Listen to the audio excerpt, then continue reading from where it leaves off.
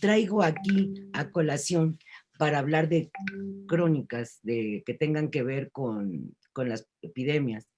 Un relato muy chiquito, pero muy bueno, de Guillermo Prieto, a que muchos de ustedes deben conocer, pero a lo mejor quienes nos escuchan no, sobre el cólera de 1933. 1833.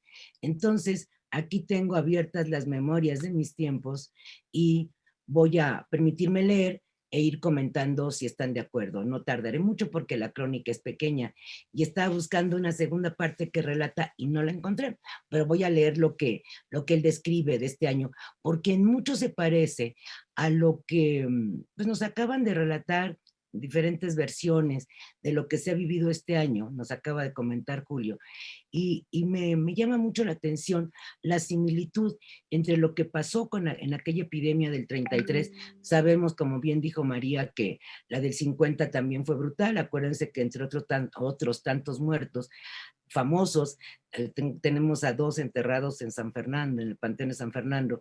Uno fue Mariano Otero, muerto en la epidemia de cólera del 50, y otra fue, que me olvido ahorita su nombre, la Dolores Escalante, la eterna novia de José María Lafragua. Ella también muere de cólera en el 1850, pero de la que voy a hablar ahorita, porque es la que nos refiere Prieto, aquí a la rápida, es la de 1833, cuando, recordemos, estaba Gómez Farías como presidente, vamos a decir, interino, en ese eterno ir y venir de Santana, y fue cuando también las famosas reformas del 33 de Gómez Farías, y hay algunos biógrafos precisamente Gómez Farías, que comentan que como él era médico y le toca la epidemia, esto también en las tardes, después de cumplir con su trabajo como presidente, se iba a las casas de sus pacientes para ayudarlos a combatir el cólera. Entonces, esto es muy significativo porque no me puedo imaginar al presidente hoy, ni antes, ni nunca, ejerciendo su labor de médico, yendo a ver a los pacientes a sus casas. Y cuentan también en los biógrafos de de Gómez Farías, como la iglesia empezó a anatemizar a Gómez Farías, diciendo que dadas las reformas estas que había puesto, que la iglesia las consideraba contrarias a su ministerio, por eso había caído la epidemia como una maldición sobre la Ciudad de México y otros tantos estados del país. Entonces, les leo rápido y lo podemos ir comentando. Dice Prieto, después del laberinto, habla de varias cosas como acostumbra en sus memorias, y dice, después del laberinto de divagaciones porque acabo de atravesar, necesito fijar la atención de mis lectores para recordarles que están reviviendo mis recuerdos de 1833. Era el año horriblemente memorable del cólera morbus.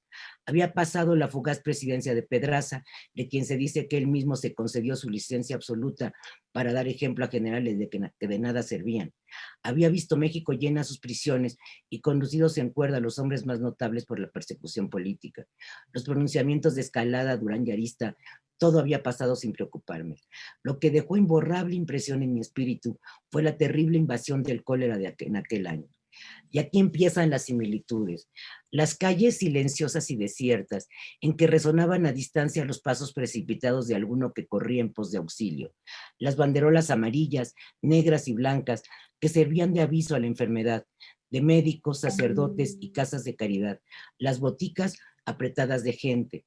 Los templos, aquí hacía diferencia de ahora, con las puertas abiertas de par en par, con 1000 luces en los altares, la gente arrodillada con los brazos en cruz y derramando lágrimas.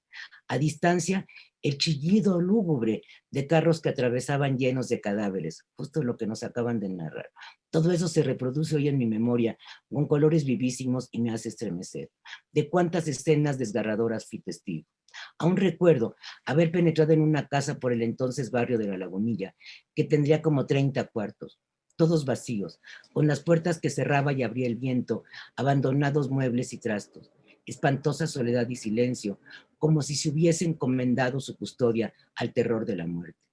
Nunca olvidaré el doloroso espectáculo que ofreció a mis ojos una madre que acababa de expirar en un gemido postrero, con el que despertó de su sueño en la cuna a una niña bella como un arcángel, que riendo y traviesa jugaba con la cabellera profusa de la madre muerta.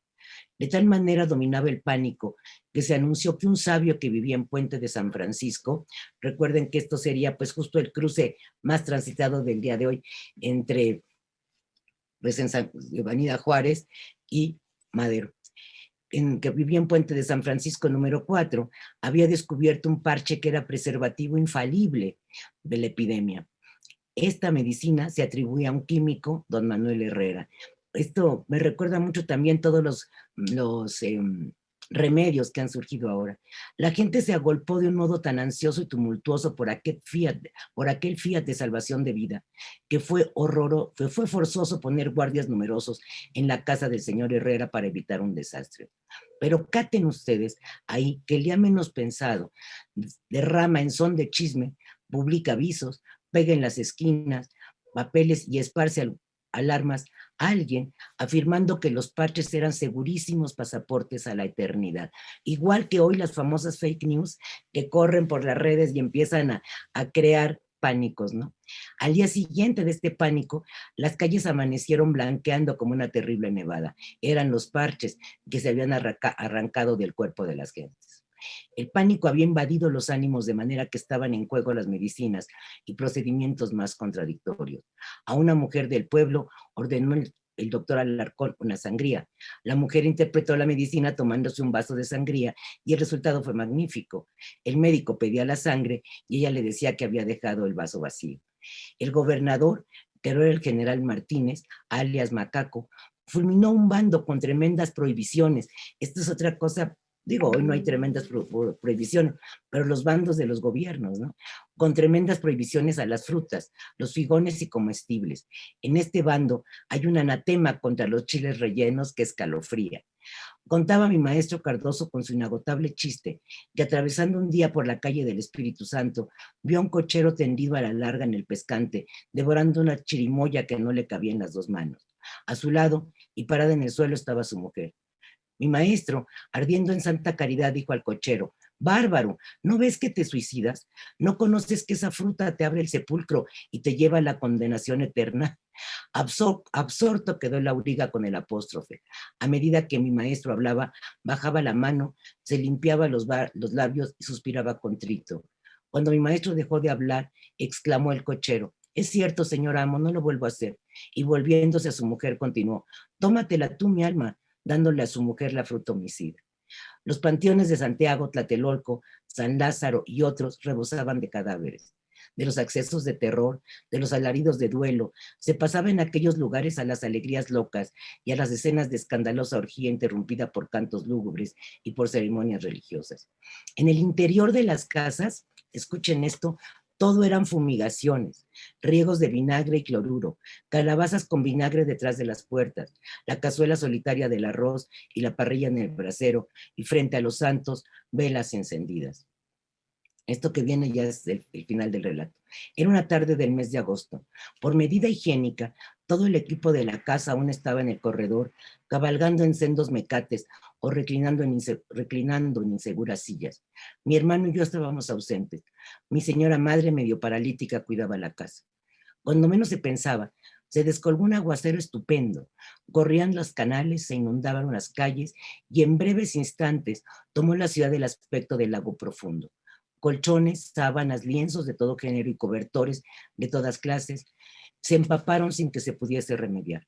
Cuando penetré en la casa escurriendo el agua y convertidas en lagos y canales las arrugas de mi vestido, mi señora madre estaba a oscuras y sin darse cuenta de lo grave de la situación. La primera de las necesidades era tener luz, que era muy ardua tal empresa, que suponía lumbre, pajuela, buen pulmón y pulso firme. Eso de cambiarme de ropa, empresa era que tocaba el imposible. Y ante ómina, vela o lámpara que encender. Entre lamentos y discusiones pasó el tiempo, y después de la queda, hora en que se cerraban al toque de la campana mayor las casas de vecindad y el comercio, todo, oímos en el zaguán unos toques ya acelerados, ya débiles, que nos sobresaltaron. Era mi hermano, conducido por unas personas caritativas, gravemente atacado del cólera. Porque acuérdense que el cólera era una cosa que mataba en horas. O sea, te pescaba el cólera. Hay muchos relatos que cuentan eso. El cólera te podía pescar en la calle porque comiste algo que estaba pues estaba mal, estaba infectado, y en horas así te morías. ¿A quién clamar? ¿A quién acudir en aquella lóbrega noche que añadía horror a los horrores de la muerte que por todas partes nos cercaba? Casi sin luz por lo muy exigua que daba la enana y única bujía, sin lumbre en el brasero, sin ropa con que cubrir al moribundo, ni qué mudarnos nosotros, veíamos aquellos ojos brillantes y hundidos, aquel color anheloso que pintaban las facciones, aquellos gestos espantosos que producían los calambres manifestados en contracciones indescriptibles. Tendimos el cuerpo de mi hermano, nos acurrucamos contra él medio desnudo, y nuestra respiración congojosa fue su abrigo, y las copiosas lágrimas de mi madre su sola medicina. Entre aquel sollozar y aquellas aclamaciones a la providencia divina, cuando vibraba sobre nosotros la amenaza de muerte, el enfermo repentinamente se rehace, se incorpora, nos separa de su lado, se arrodilla y con acento sonoro y triunfal exclama: creo en Dios Padre. Mi madre y yo seguimos la oración fervorosa que en mi espíritu se reproducía como un cántico de resurrección. ¿Y hay animales que me supongan incrédulo? Este relato creo que es una muestra exacta de lo que nos puede estar sucediendo hoy. O sea, esto de los remedios milagrosos, de que la gente un día cree una cosa y al día siguiente los está tirando, de los panteones llenos, de las boticas, ahora diríamos farmacias, pero llenas de gente, de esta ansiedad, este pánico, este querernos pescar de lo primero que sea, las calles vacías, los coches que llevan a los cadáveres, que eso es lo único que se escucha. Y este último relato de la cura milagrosa de su hermano también me parece muy conmovedor.